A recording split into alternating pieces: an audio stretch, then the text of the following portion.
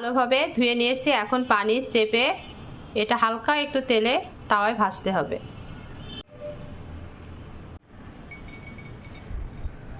এভাবে ভালোভাবে পানিটা চেপে নিতে হবে।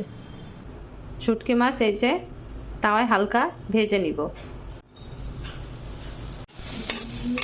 তাওয়ায় ভালোভাবে নাড়াচাড়া করার পর হালকা একটু সরিষার তেল দিয়ে আবারও নাড়াচাড়া করতে হবে। আর যে কোনো ভর্তা শিলের পাতায় না বেটে খেলে কিন্তু ভালো লাগে না, তাই চিংড়ি মাছ ভাজা হয়ে গেলে অবশ্যই শিলের পাতায় বাটতে হবে। চিংড়ি মাছের শুটকির সেন্ট কিন্তু অসাধারণ লাগে, তাই না?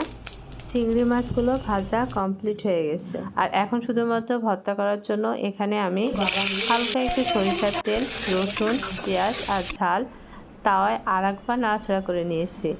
আর এভাবে যদি আপনি ভর্তা করে খান তাহলে ভর্তাটা অনেক দিন ভালো থাকবে। আর যদি মনে করেন যে না আমি কাঁচা পেঁয়াজ, ঝাল, ধনিয়া পাতা অ্যাড করব, তাও করতে পারেন।